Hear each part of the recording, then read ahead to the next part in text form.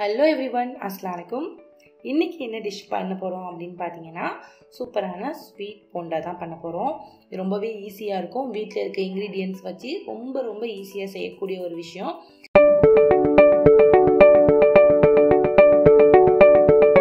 அடுத்து ஒரு பாத்திரம் எடுத்துக்கோங்க. அதுல இப்போ நான் 1 கப் மைதா மாவு ஆட் பண்ணிடுறேன். அடுத்து 1/2 கப் தோசை மாவு ஆட் பண்றேன். இட்லி மாவு, தோசை மாவு எது வேணுமோ ஆட் பண்ணிக்கலாம். அடுத்து ஒரு 1/2 குட்டி ஸ்பூன் அளவு 1/2 ஸ்பூன் சோடா உப்பு, பேக்கிங் சோடா ஆட் பண்ணிக்கிறேன். அடுத்து ஒரு பிஞ்ச் ஆஃப் சால்ட், ஜஸ்ட் ஒரு பிஞ்ச் சால்ட் போட்டா போதும். அடுத்து கோகோனட்டை சாப் பண்ணி வச்சிருக்கேன். இது வந்து ஆப்ஷனல் தான். இது பிடிக்கும் அப்படின்னா போட்டுக்கலாம். ஆனால் இது போட்டால் ஒரு டிஃப்ரெண்ட் டேஸ்ட் கிடைக்கும். நல்லா கட் பண்ணி வச்சிருக்கேன் பொடியா, இது கலந்துக்கலாம். அடுத்தது 1 கப்பு நாட்டு சர்க்கரை வச்சிருக்கேன். இதையும் இதில் ஆட் பண்ணிடலாம்.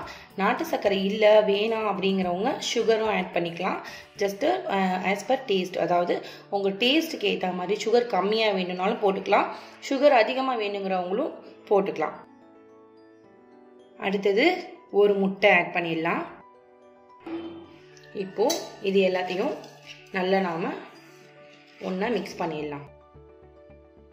அடுத்தது கொஞ்சமாக தண்ணி விட்டு இதை நல்லா கிளறிடுங்க. நம்ம மாவு ரெடி ஆயிடுச்சு. வாங்க இப்போ போண்டாவை பொரிச்சு எடுத்துடலாம். அடுத்தது நாம் போண்டாவை ஒன்றா போட்டு எடுத்துக்கலாம்.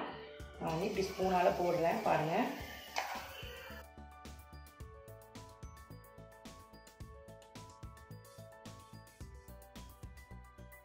ரொம்ப மீடியம் ஹீட்டில் வச்சு எண்ணெயை அதுக்கப்புறமா பொரிக்க ஆரம்பிங்க. இல்லாட்டி ஃபாஸ்ட்டாக தீஞ்சிரும். நம்ம சர்க்கரை போட்டிருக்கிறதுனால ஃபாஸ்ட்டாக தீஞ்சிரும். சூப்பரான ஒரு ஈவினிங் ஸ்நாக் இது.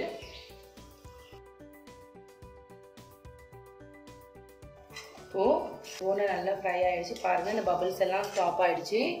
இப்போது இதை எடுத்துடலாம்.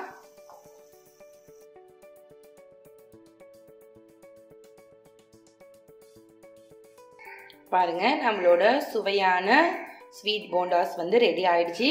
இதை நீங்கள் கண்டிப்பாக ட்ரை பண்ணி பாருங்க. உங்கள் ஃபீட்பேக் எனக்கு சொல்லுங்க. மறக்காம என் சேனலுக்கு சப்ஸ்கிரைப் பண்ணுங்க. தேங்க்ஸ் ஃபார் வாட்சிங். ப்ளீஸ் சப்ஸ்கிரைப் பண்ணுங்க, மூச்சு பண்ணுங்க. தேங்க்ஸ் ஃபார் வாட்சிங்.